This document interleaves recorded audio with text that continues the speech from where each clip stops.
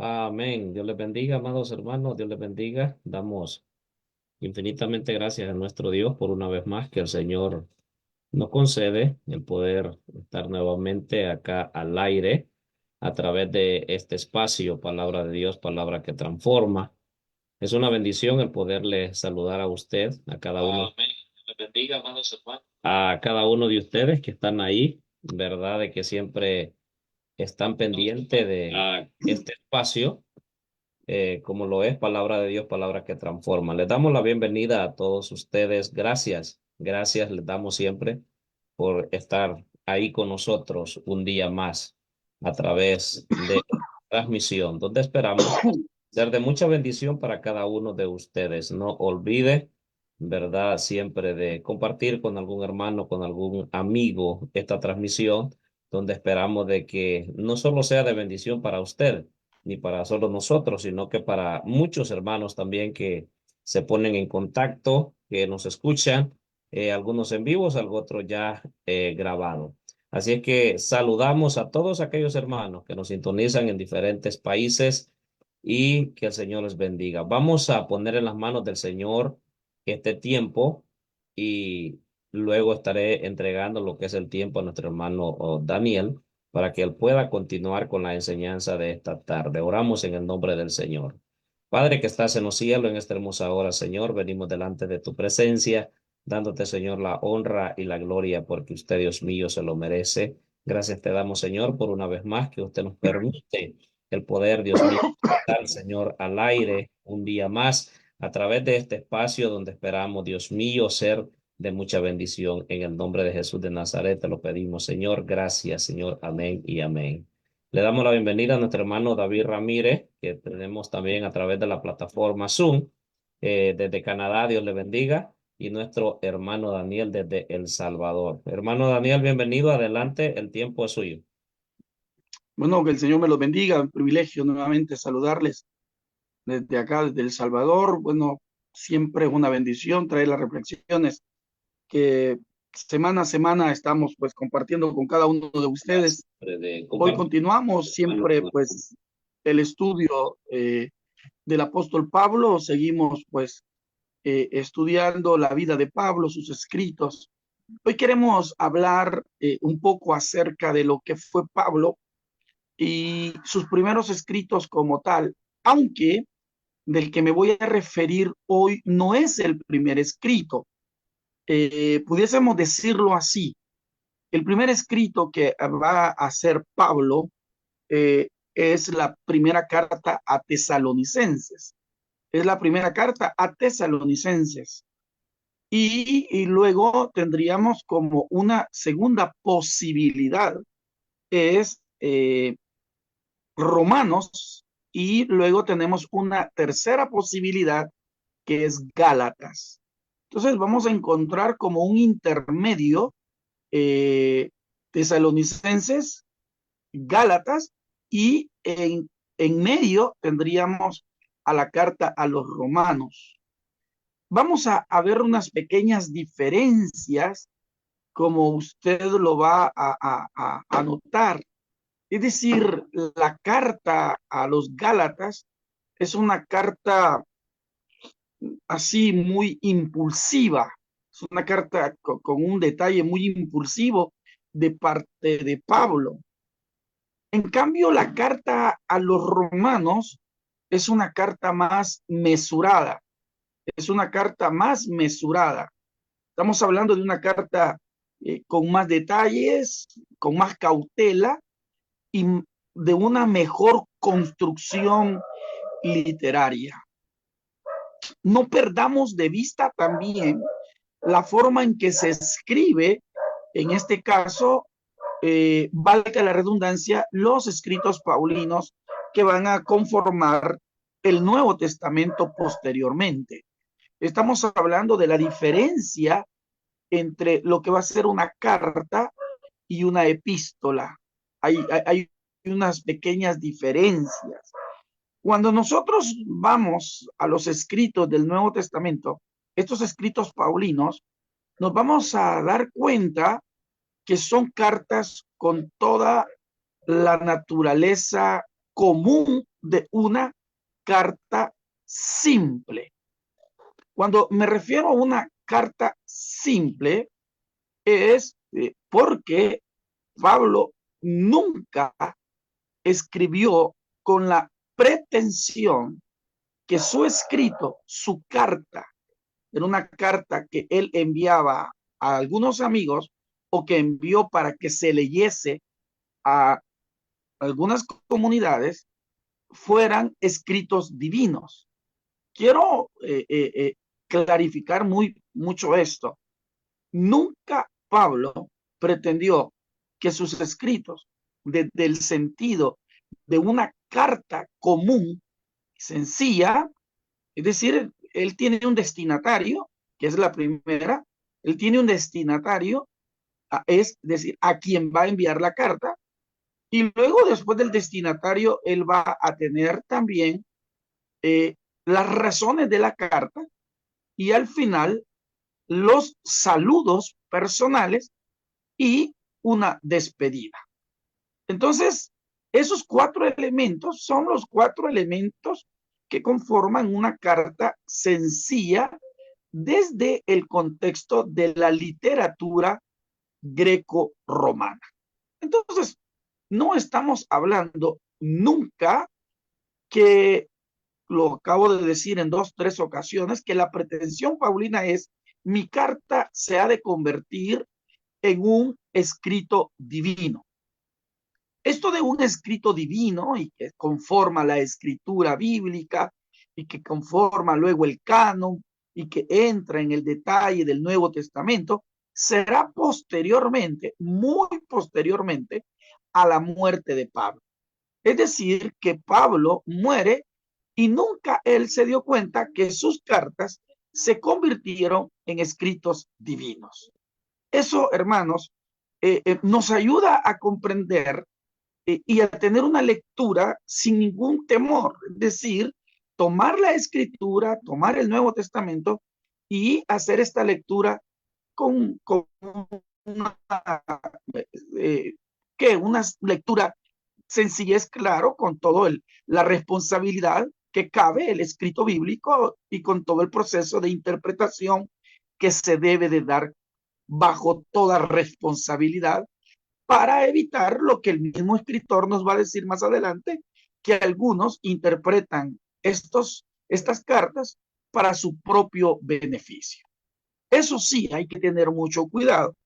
Pero ahora, hay una carta, y es la carta a los romanos.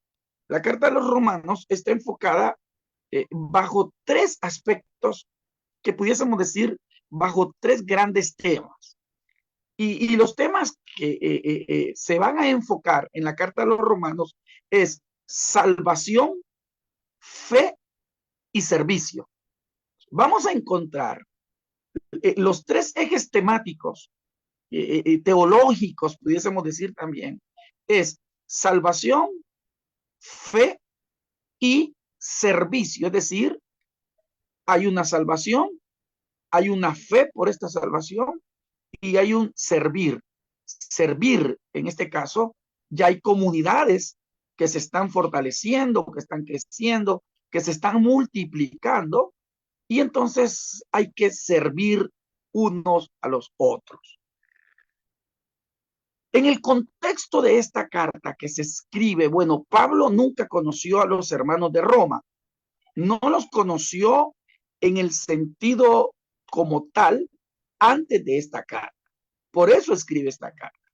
Esta carta se escribe, se la da a una gran amiga de él, a una diaconisa, y ya lo he explicado muchas veces, una mujer servidora, diaconisa dentro de las comunidades paulinas, que sabía leer, sabía escribir y que, bueno, también conocía la interpretación de la carta. Ella es la portadora de esta carta y la lleva a las comunidades, no sino a las comunidades de Roma.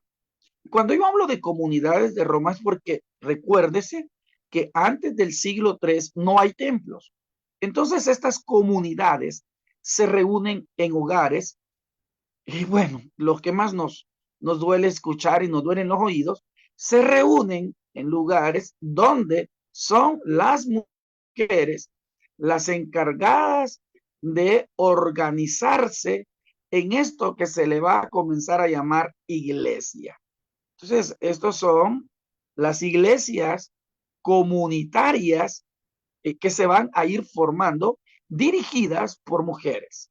Muchas razones por las cuales eran las mujeres las que dirigían estas comunidades que formarán posteriormente lo que nosotros llamamos iglesia o la iglesia primitiva. ¿Dónde están los apóstoles? Son 12, muchos están dispersos. ¿Dónde están los diáconos? Están dispersos en Antioquía. Entonces, todos estos hermanos que han creído, toda esta comunidad que ha creído, necesita organizarse. Y bueno, están viviendo ya un mensaje post-pascual, el cual está encarnado en ellos, y esto es lo que le vamos a llamar un mensaje de salvación. Esta salvación han pasado muchos años y hay que creerla por fe, porque ha habido un rechazo desde la comunidad judía. Han sido perseguidos, muchos han sido encarcelados. Pablo mismo había perseguido y Pablo mismo ya también ahora, como escritor de esta carta a los romanos, él ya está viviendo también algunas secuelas y algunos conatos de violencia como tal, de violencia, de persecución. El imperio también ya se está sintiendo un poco incómodo. Las autoridades romanas se están sintiendo un poco incómodas. El cristianismo, los cristianos, las cristianas, estas pequeñas comunidades están incomodando el transcurso normal de estas sociedades y de estos grupos sociales. Así es como surgirá esta carta con el objetivo de enviarles, saludarles, contestarles algunas preguntas y al mismo tiempo orientarles bajo la actitud del servicio, los dones espirituales y las doctrinas, es decir, las enseñanzas que van a fortalecer el seguir el mensaje de Jesús, porque el 100% de estos cristianos en Roma nunca tuvieron el contacto con Jesús. Y al no tener el contacto con Jesús, entonces le están siguiendo y así surge la categoría de fe. Bienaventurados somos aquellos que sin haberle visto, le hemos creído. Y todavía añade, hay una partícula que dice, más bienaventurado son aquellos que sin haberle visto, le han creído. Es así como se va a formar estas comunidades, se va a dar el detalle de esta carta. Pablo envía esta carta porque él desea ir a Roma. Ahora, cuando esta carta está llegando al contexto de las pequeñas comunidades de Roma, estaríamos hablando para aquel entonces ya un aproximado de 1 millón de romanos.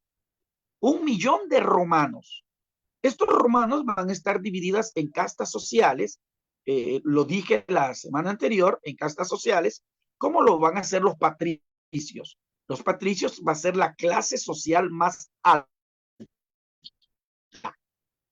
alta, es decir, los ricos, los terratenientes, ¿verdad? Los hacendados, esta gente que va a tener económicamente muy bien. Luego de los patricios vienen los militares, y luego de los militares, luego después de los militares siguen los libres.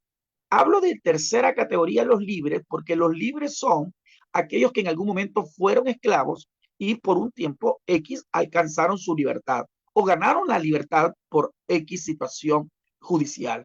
Y por último están los artesanos, por último están los esclavos, por último está lo que nosotros conocemos bajo la categoría de el campesino, es decir, el que vive fuera de la ciudad, el productor, el agricultor, el artesano, el que hace las cosas a mano, el que hace las cosas a mano, el pescador, y dentro de esa misma línea están los esclavos, es decir, los que están al servicio de algún militar o al mismo servicio de algún patricio en este caso.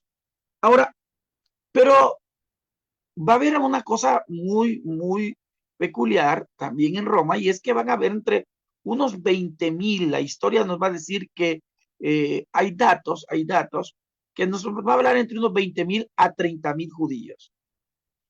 Esto nos lleva a pensar que si habían entre unos 20,000 o 30,000 judíos, que no era una cantidad poca, pero tampoco era una cantidad mayoritaria en comparación del millón de aproximadamente de romanos que existían en las ciudades de Roma como tal o en Roma como tal. Pero esto va a dar lugar a que también en Roma existan a un aproximado también, un aproximado históricamente nos vamos a encontrar con algún dato como de unas 20 sinagogas, unas 20 sinagogas. No se le olvide el dato que una sinagoga se formaba en un lugar si existía por lo menos 20 personas que asistieran a este lugar. Las sinagogas eran los espacios que habían venido a sustituir el templo, dado de que mucho judío estaba disperso por muchas razones. Los griegos los habían dispersado, eh, bueno, otros imperios habían dispersado a los judíos y estaban por todas las zonas del Asia Menor, del Medio Oriente, de Egipto, de Etiopía y la parte de, en este caso, de España y Roma. Ahora, si estamos hablando 1,000,000 de romanos aproximadamente, unos 20,000 a 30,000 judíos, el dato de cristianos al momento de la carta a los romanos no es tampoco un dato muy superior, porque, hermanos, algunas veces de manera romántica, nosotros hablamos de un crecimiento superfluo en la iglesia primitiva, pero no es así. El crecimiento fue paulatino y tardaron 300 años para que la iglesia tuviera un crecimiento y una aceptación como tal. Las primeras comunidades de cristianos fueron pequeñas, fueron en casas privadas, no habían templos, como ya lo dije. Lo máximo que soportaba una casa grande, una casa amplia, eran 20 personas, eran 20 personas. Entonces, quiere decir que estas personas que se reunían para escuchar el testimonio de los apóstoles, para escuchar los escritos que ya andaban deambulando en las primeras comunidades, van a ser lo máximo 20 personas. Entonces, imagínense cuántos pudiesen hablar. No quiero tampoco entrar en detalle de un número de cuántos cristianos, pero tampoco habían pocos. Sí había sustancialmente un número significativo. Y cuando yo digo que había un número significativo de cristianos, es porque Pablo ve la necesidad de escribir o en otra forma de enviar esta carta. Ahora, Romanos capítulo 16, en el texto 22, nos va a hablar de un personaje amanuense, que se le conocía como Tercio. Tercio.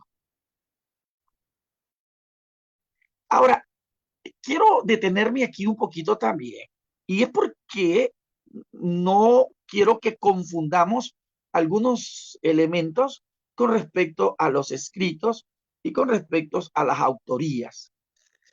Esto siempre ha generado un poco de discordia o algunas veces de incomprensión o de mala comprensión cuando se explican estos detalles.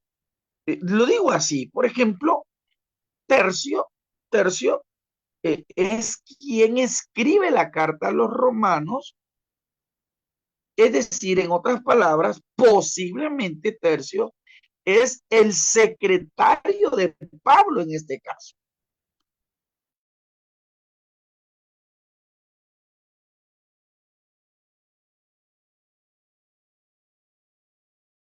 Diferente a otros escritos del Nuevo Testamento. Y ya le voy a explicar por qué. El griego que tiene la carta de los romanos recibe el nombre de un griego tolemaico. Y este griego tolemaico era un griego que lo utilizaban sobre todo los abogados. En este caso se utilizaba en ese sentido, por decirlo así,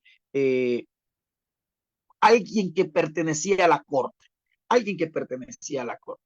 Es decir, aquellos que estaban bajo la tutela de la legalidad, de las leyes. Entonces se le va a hablar que era un griego jurídico. Es como que dijésemos hoy el lenguaje que ocupa un abogado. El lenguaje que ocupa un abogado el día de hoy. El lenguaje que ocupa un abogado no es el mismo lenguaje que ocupa un administrador, ni es el mismo lenguaje que ocupa un matemático, ni es el mismo lenguaje que ocupa un comunicador. Va a variar. Y tampoco es el mismo lenguaje que ocupa un agricultor. Un agricultor. Un agricultor le va a hablar de herramientas, De Kuma. un jurista le va a hablar de leyes, un administrador le va a hablar de cuentas y un todólogo le va a hablar de todo, ¿verdad? Hoy, por cierto, me estaban diciendo que ya hay una profesión que se llama algóloga. El algóloga es la que sabe algo por lo menos. Imagina hasta dónde hemos llegado. Espero que algunos sean algólogos, que por lo menos sepan algo. Ahora, porque a veces somos muy pretenciosos y queremos o pensamos saber algo y hay veces realmente, seamos sinceros, hay que ser sinceros y mejor humildes, y no es que lo sepamos y no tenemos todas las respuestas. Pero a lo que quiero llegar es que existían estas áreas, y Tercio, este amanuense, es posiblemente este secretario. Léalo usted en Romanos capítulo 16, texto 22, este secretario que escribe y le da la forma, es decir, le hace ciertos arreglos a lo que Pablo está pretendiendo mandar a decir a los hermanos en Roma. Ahora, me quiero detener acá, y es que hay tres contextos con respecto a los escritos, fuese una carta o no fuese una carta, y son estos. Habían escritos desde el autor propio, así como hoy. Hay un escrito en el Nuevo Testamento que no podemos negarlo, que el autor es él, y es el caso del Evangelio de Lucas y Hechos. O sea, él lo está diciendo, ¿verdad? Él está diciendo, Lucas dice, ¿verdad? Muchos han querido poner en orden, ¿verdad? Todos los acontecimientos acerca de la vida de Jesús, y a mí me parece también hacerlo y poner en orden los acontecimientos, y comienza Lucas a escribir. Lucas, en este caso, estaría bajo la categoría de un autor propio del Evangelio de Lucas y del mismo libro de Hechos. Que por cierto, como dato pues, cultural bíblico, decirles que el libro de Lucas con el Evangelio de Lucas con el libro de Hechos, en su primer momento fueron un solo escrito. No estaban divididos en dos partes. Fueron un solo escrito. Luego existe otro elemento que era muy común, muy utilizado, muy normalizado, y nadie lo miraba de manera extraña. Y es lo que se le va a llamar la pseudoepigrafía. La pseudoepigrafía. La pseudoepigrafía era el escribir en el nombre de alguien para darle mayor valor, para darle mayor relevancia al escrito. Por ejemplo, en este caso, el hermano Santos, él sería el famoso, yo sería el escritor, pero yo vengo y escribo en el nombre de él. para hacer más relevante mi escrito. Eso es lo que hacían muchos. Habían personajes con mucha relevancia social, habían personajes en este caso con mucha relevancia religiosa, en este caso con mucha relevancia del evangelio, del mensaje, de la experiencia dentro del evangelio. Entonces, habían personas que escribían en nombre de ellos. Para muchos en la actualidad, cuando se habla de esto, les cuesta digerirlo, porque lo basan en la categoría actual de lo que nosotros llamamos derechos de autor. Hoy en la actualidad, si yo escribo en el nombre de otro, este puede demandarme como derechos de autor porque yo estoy utilizando el nombre de él.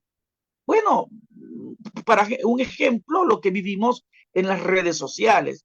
Estamos ahorita transmitiendo por medio de una red social que si usted pone un himno, una canción cristiana, y que no tiene los derechos usted de poderlo transmitir, esta plataforma está en toda la facultad de poderle cerrar su página, su transmisión, porque usted está utilizando o se está valiendo de la fama o de la autoría de otro. Eso se le llaman derechos de autor, que hoy en la modernidad y en la posmodernidad lo comprendemos desde esa forma. Pero en el antiguo tiempo eso no era así. Eso era normal, era común, era muy natural, muy naturalizado el que se utilizara la pseudoepigrafía. Es decir, escribir en el nombre de alguien. Escribir en el nombre de alguien. Para no entrar en mayores discordias, no me voy a detener a mencionar algunos libros o algunas cartas del Nuevo Testamento que están bajo esta categoría de pseudoepigrafía. Hay muchos biblistas que dan detalles desde adentro como detalles desde afuera, desde la intertextualidad, la comprobación que estos escritos son parte de una pseudoepigrafía. Entonces, resumiendo, ¿cómo eran los escritos? Escritos desde el autor propio, como lo es Lucas, y escritos con una pseudoepigrafía, alguien que escribía en el nombre de él. Una tercera forma que se utilizaba para escribir era a través de un escriba o secretario. Y es aquí donde entra Tercio. O sea, Tercio no es el que va a tener toda la construcción teológica y la inspiración teológica que tiene la carta a los romanos. La inspiración, la intención, el objetivo teológico que tiene la carta a los romanos, la construcción de la carta a los romanos es Paulina, es Pablo de primera mano, pero será su secretario, eso sí, no lo vamos a negar, será su secretario quien le dará el estilo. Y cuando yo hablo del estilo es que la carta a los romanos tiene un estilo jurídico. ¿Y por qué tiene un estilo jurídico? Bueno, veamos. Las lenguas en el antiguo tiempo no es como el día de hoy con las lenguas modernas. El inglés, el español, el portugués, el alemán, entre otras lenguas. En el antiguo tiempo no existía una institución que regulara la redacción ni la fonética de las lenguas.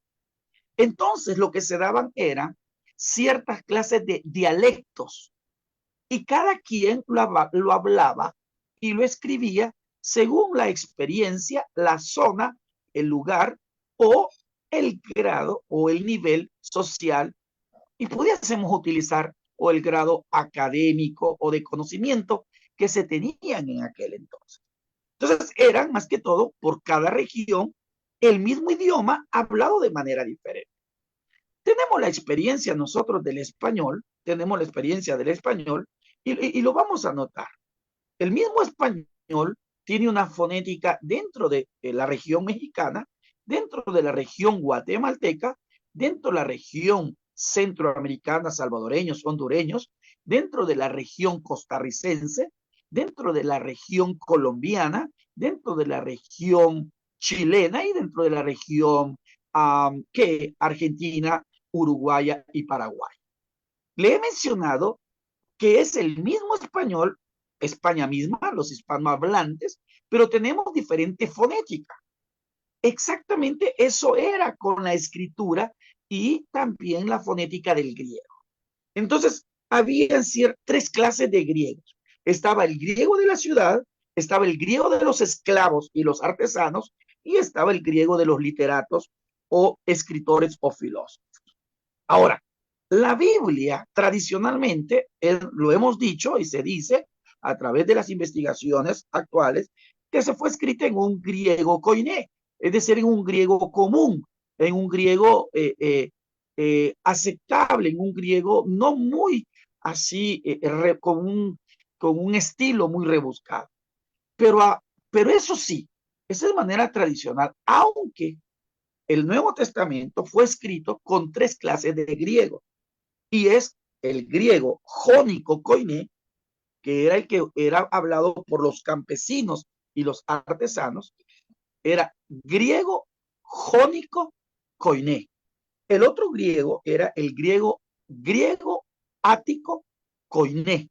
El griego ático koiné era el que era escrito o hablado por los filósofos y los literatos, los que escribían obras. Y estaba el griego tolemaico koiné, que era el griego utilizado por juristas o por abogados. Entonces tenía un lenguaje jurídico. Veamos así rápidamente. Cuando yo hablo del griego jónico koiné, hablado por campesinos o artesanos, es el que vamos a encontrar en Juan, en Lucas, en Hechos y algunas cartas paulinas. Cuando yo hablo del griego ático koiné, escrito por filósofos y literatos, voy a encontrar a Apocalipsis, a Marcos, a Pedro y algunas cartas paulinas.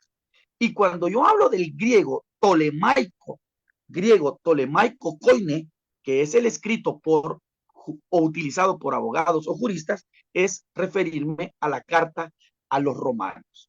Me estoy refiriendo a la carta a los romanos. Entonces, ¿qué me está diciendo esto?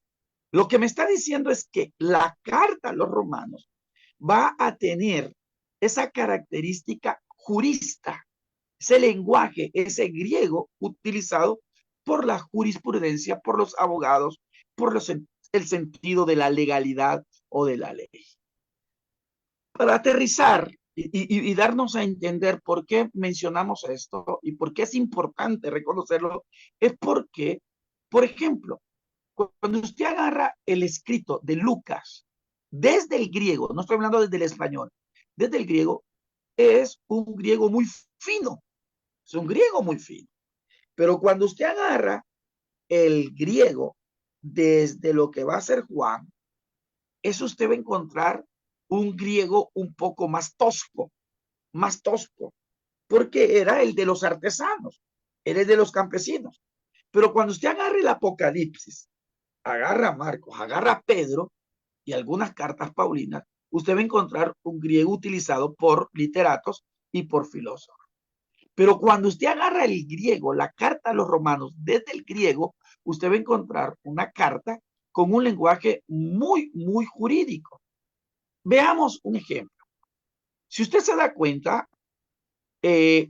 Romanos capítulo 5 nos dice, justificados pues por la fe, tenemos paz para con Dios. Entonces, ¿qué quiere decir esto?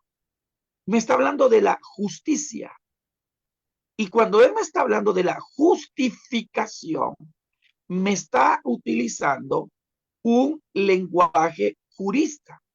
Es decir, me está hablando de una acción que tenía una persona frente a un acusador y que había alguien que lo defendiese y este le daba una justificación. Es decir, tenemos un acusador nosotros como iglesia, nosotros somos los acusados, pero hay alguien que nos defiende y este quien nos defiende nos declara justificados. al declararnos justificados, está utilizando exactamente una categoría de dentro de la ley, dentro de la legalidad, y me está hablando con un lenguaje o una expresión o una forma de comprender qué es lo que hacía un abogado para defender las causas de alguien. En este caso es Jesús quien se convierte en ese defensor en contra de nuestro acusador. Ahora, pero cuando él nos dice justificado pues por la fe, me está diciendo tú has alcanzado justicia y además de ser justificado es, no hay nada que se te pueda señalar en contra de. Vea todo lo que estoy yo tratando de decir. En otras palabras, lo que estamos tratando de explicar es que este lenguaje solo se iba a escuchar desde el sentido de la ley. Solo se iba a escuchar dentro del Senado o dentro de algún, en este caso, pudiese ser tribunal de acusación o defensa. Ahora, así sucesivamente vamos a encontrar en la carta a los romanos, que por cierto, ya lo dije, es su secretario, ¿verdad? Es el secretario que le va a dar este estilo. Posiblemente Pablo no conozca a profundidad el caso de lo que va a ser el griego tolemaico koiné. Puede ser que no lo conozca, posiblemente sí lo conociese porque era romano, posiblemente sí lo conociese por su grado, alto grado de estudio que tenía, pero realmente quien le dio el estilo, esto era común, era el secretario, le dio el estilo de esta forma. ¿Y por qué le da el estilo de esta forma? Bueno, porque en Roma era donde existía la mayor cantidad de espacios donde se generaban ciertos grados de jurados o acusaciones. ¿Cómo puedo comprobar esto? No olvide que Pablo fue acusado y Pablo pide interpelar al César. ¿Por qué no lo hizo eh, eh, en Jerusalén? ¿Por qué no lo hizo en Antioquía de Pisidia? ¿Por qué no lo hizo en Corinto y por qué no lo hizo en otro lugar? Sino que es llevado en barco hasta Roma, porque era en Roma donde estaban estos tribunales. Y como en Roma era donde estaban estos tribunales, entonces en Roma se conocía de primera mano esta clase de lenguaje y se escribía de esta manera aquellos que tenían la posibilidad de escribir, que era una minoría. Quiere decir que las personas que escucharon, y aquí viene ya lo más hermoso, que las personas que escucharon la carta a los romanos de boca de la diaconisa Febe, los que escucharon la carta que enviaba Pablo, escrita por su secretario, posiblemente a la par de Pablo, y que va en las manos de la diaconisa Febe, y que es la portadora y que es la lectora también, y la lee, estos que la están escuchando, posiblemente son personas que tienen muy impregnado y se identifican con el griego tolemaico koiné, es decir, con el griego de los jurados, de los juristas. Por lo tanto, mis amados hermanos, cuando usted lea la carta a los romanos, dele gracias a Dios, porque en sus manos está el escrito, el estilo y la inspiración de alguien como que está frente a un tribunal. Y que eso nos permite a nosotros la comprensión de las diferentes doctrinas que nos permiten hoy ser conformados una iglesia cristiana. Recuerdes, comencé diciendo, las tres grandes áreas que está conformada la carta a los romanos es salvación, fe y servicio. Desde un lenguaje jurista que nos permite a nosotros ahora decir que estas doctrinas que nos dan salvación, que nos dan fe y que estas enseñanzas que nos permiten servir unos a otros. Por ejemplo, la justificación, la santificación, la redención, entre otras doctrinas, están en la carta de los romanos para nosotros hoy y en aquel entonces para aquellos que se identificaban con este lenguaje. Espero, hermanos, haber dado alguna idea de cómo Pablo va a tener este rol, esta inspiración, este objetivo y esta finalidad eh, para poder llegar a estos primeros cristianos cuando se está dando el génesis de estas primeras comunidades. Mis amados hermanos, ha sido un privilegio. Gracias por estar con nosotros siempre y ser parte de esta transmisión. Recuerde, estudie, practique y luego enseñe. Un fuerte abrazo. Familia Pavón Romero les saluda desde El Salvador hasta la distancia. Que el Señor me los bendiga a todos grandemente. Las disculpas por posiblemente retirarme antes que termine la transmisión por algunos compromisos siempre eclesiásticos. Que el Señor me los bendiga a todos. Amén, amén. Dios le bendiga, hermano Daniel. Gracias, le damos gracias a Dios. Gracias a usted también por esa palabra preciosa, donde creo de que ha sido un tema muy interesante. Yo he aprendido, hoy yo solo he sido oído nada más. Así es que esperamos seguir aprendiendo de la palabra de Dios. Dios le bendiga a usted. Dios bendiga a todos aquellos hermanos que han estado mandando sus saludos, sus comentarios. Agradecemos cada uno de esos comentarios, nos anima a cada uno de nosotros a seguir siempre haciendo el esfuerzo y tratar la manera de salir al aire a través de este espacio. Yo no tengo nada que agregar, he aprendido el día de hoy. No sé, hermano David, ¿tiene un saludo, algún comentario, hermano David? Adelante usted. Dios le bendiga a todos. Yo creo que hemos aprendido, así como usted dijo. Voy a copiar sus palabras. Ha sido muy excelente la explicación y creo que es bueno, como dice nuestro hermano, aprender, también practicar y después enseñar. Vale la pena cómo la carta a los romanos fue escrita y a la misma vez cubre bastantes áreas dentro de la sociedad, la cual el apóstol Pablo estaba pensando en todos nosotros, ya que dentro de una congregación tenemos a personas de profesión, tenemos a personas que están apenas empezando la profesión, hay otros que no tuvieron la oportunidad, pero gracias a Dios estamos todos en un mismo lugar, buscando la salvación, la fe y quererle servir a todos. Que Dios me lo bendiga. Amén, amén. Dios le bendiga, hermano David. Gracias también a usted ahí por ese comentario.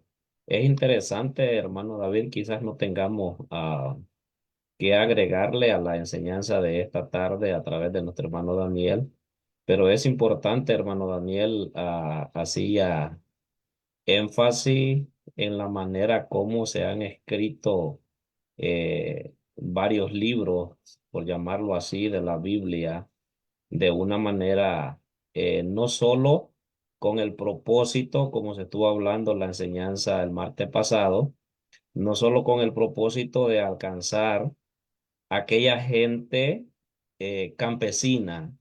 Por ejemplo, nosotros vamos a ver, hay una Biblia escritas en un lenguaje de que incluso en español, si yo las leo, hay unas palabras en español que quizás yo tengo que preguntar qué quiere decir.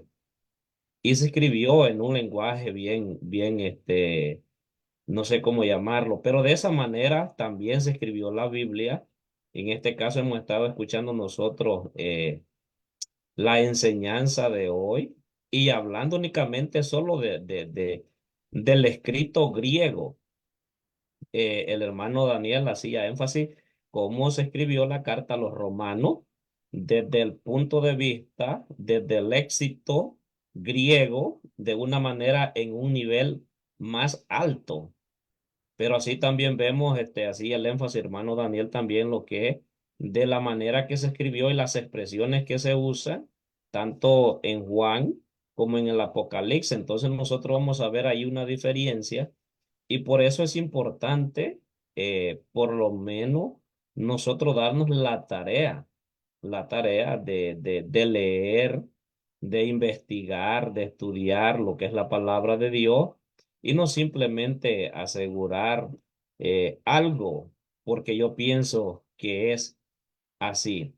Lo que me llega, hermano David, lo que me gusta es el propósito desde el inicio querer alcanzar a todos, no solamente a un grupo de personas, sino que pensando a todas aquellas personas.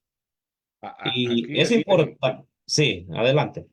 aquí podemos ver la importancia, la relevancia de lo que son los miembros dentro de una congregación, porque este hombre estaba pensando en todos y también cuando digo todos, quiero utilizar un idioma inclusivo. Las mujeres, niños y todas las familias estaban aquí incluidas. Y en esto, aquellos hermanos que tienen la oportunidad o que Dios les ha dado la gracia de predicar, enseñar, es menester que muchas veces tomemos unos minutos para investigar o informarnos cómo estaba fundada aquella sociedad en la ciudad de Roma. ¿Qué es lo que había ahí? Pues Roma era la capital de un imperio. ¿Quiénes eran las personas que vivían ahí? Había el ejército, el principal, estaban ahí. Los intelectuales, los senadores, el emperador y todas sus cortes. ¿De dónde salían las leyes? De Roma para el resto del imperio. Pero a la misma vez las leyes salían de Roma, siempre considerando a la mayoría de toda aquella gente que ellos podían gobernar y a la misma vez servirles, porque el político, aquí vemos también el aspecto político. Mucha gente dice que en las iglesias no existe la política. Que Dios nos ayude y creo que es menester que le demos otro vistazo a la Biblia. Es menester. David era un gran político, un estratega militar. Moisés también. Pero no olvidemos que estos dos líderes que he mencionado, Moisés y David, el propósito de ellos era traer a los demás, no hacer acepción de personas.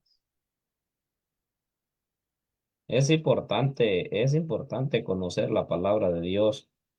Quizás a lo que es hablar personalmente, mi persona, quizás no he tenido lo que es unos estudios seculares a un nivel quizás alto, pero cuando uno va leyendo la palabra de Dios, yo creo de que debemos de hacer nosotros conciencia, debemos de hacernos cargo que sobre cada uno de nosotros que tomamos un púlpito o tomamos una Biblia para querer enseñar a otro, debemos nosotros de estar conscientes de que estamos asumiendo una responsabilidad muy grande, porque se habla de la herejía de muchas personas que vienen, la herejía de personas que han estudiado mucho la Biblia y tuercen las escrituras.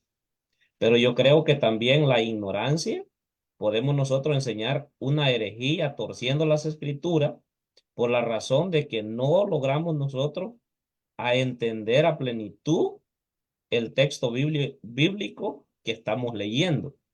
Yo creo de que esto es un reto para cada uno de nosotros también. Conocemos nosotros la línea en la cual nosotros hemos sido crecidos dentro de la iglesia. Y nosotros vamos a ver, hermano David, en Efesios 4:11 nosotros encontramos 5 ministerios. Y dentro de esos 5 ministerios está lo que es el del maestro. Y para que una persona pueda desarrollar el ministerio de maestro, digo yo, lo lógico es de que tiene que saber el abecedario, tiene que para saber lo empezar. básico Para empezar. para empezar, para enseñar. Entonces no podemos nosotros delegarle todo al Espíritu Santo y que el Espíritu Santo va a hacer la obra, porque se ha traído ese concepto de que el Espíritu Santo es el que va a hacer la obra, pero la verdad es de que el Espíritu Santo le recordará a uno lo que ha estudiado. Yo creo que este tema, tal vez no estamos hablando de este tema que se ha hablado el día de hoy, tal vez no estamos hablando de pecado que lo puede llevar al infierno, pero si nosotros vemos también el dar una enseñanza y el dar una interpretación errónea de las escrituras, ese es un pecado también que puede lanzar a muchas personas al infierno también, como cualquier otro pecado. Por lo tanto, yo creo de que la palabra del Señor, hermano David, ha estado muy maravillosa y pudiéramos quizás seguir hablando, aplicando lo que es este tipo de enseñanza a nuestras vidas. Así es que damos gracias a Dios. Dios les bendiga a todos los hermanos que están conectados. Vamos a ver si saludamos a algunos. Hay varios aquí conectados. Nuestro hermano Otto Valencia, Dios le bendiga.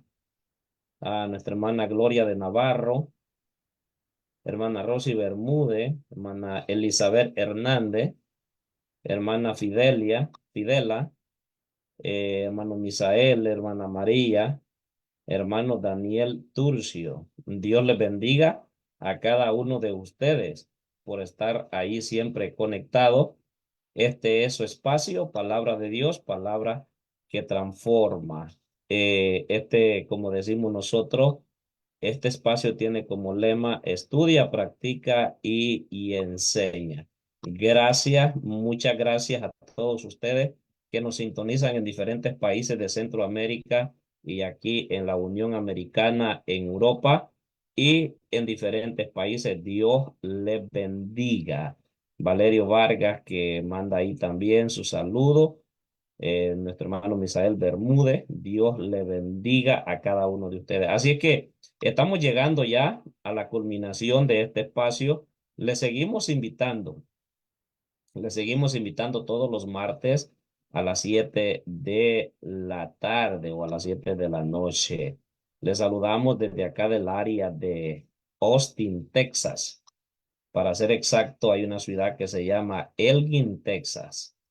Viniendo de Houston, Texas, rumbo a Austin, estamos a 45 minutos antes de llegar a Austin, Texas. Si usted conoce un hermano que viene del país o un hermano que no tiene dónde congregarse y vive a los alrededores, dígale de que aquí estamos nosotros, aquí nos congregamos, aquí hay un lugar también donde pueda venir a escuchar la palabra de Dios, acá cerca de la ciudad de Austin, Texas. Así es que Dios me les bendiga. Hermano David, los despide en oración. Tener el privilegio usted de despedirlos en oración y hacer una oración por aquellos, por todos aquellos hermanos que siempre se conectan con nosotros. Adelante. Gracias una vez más. Damos gracias a todos los hermanos que han estado con nosotros y esperamos verle la próxima semana, si Dios así lo permite. Esperamos tomarnos un poquito más de tiempo para poder aprender acerca de la palabra de Dios y a la misma vez estar preparados, aunque siempre hay algo por aprender. Muchas Amén. veces decimos nosotros estamos preparados, Sí. pero siempre hay algo que es menester que aprendamos en la vida. Amén.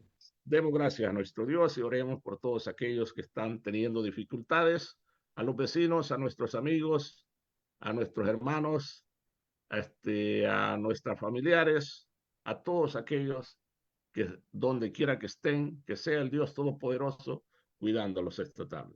Señor y Dios, te damos gracias por todo lo que tú has hecho en nuestra vida. Damos gracias por la vida que tú nos das. Este día ha sido de bendición para nuestra ser, también para todos aquellos hermanos que están lejos y tienen la oportunidad de poder oír esta enseñanza. Hemos aprendido, hemos esperado y hemos a la misma vez queremos seguir aprendiendo de tu palabra. Esperamos que tú bendigas a aquellos hermanos que están en sus hogares, aquellos que están en sus trabajos, aquellos que van en camino para sus trabajos, que tú ayudes a los enfermos, que tu mano poderosa esté sobre ellos, sanando a los enfermos, dando aliento a aquel que está pasando por momentos difíciles en estos momentos. Te pedimos por el hermano Nolasco allá en Olomega.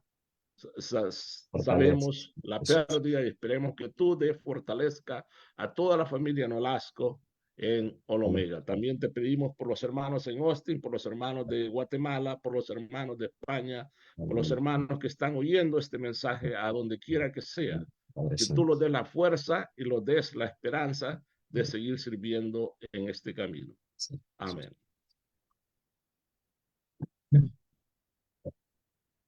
Amén. Dios le bendiga, hermano David. Mientras oraba, quería acordarme del apellido de la familia Nolasco, ¿verdad? Enviamos nuestras condolencias allá donde ellos se encuentran, ¿verdad? Nos sabemos de que lo que están pasando no es algo fácil, ¿verdad? Deseamos de todo nuestro corazón que el Señor les consuele en estos momentos muy difíciles.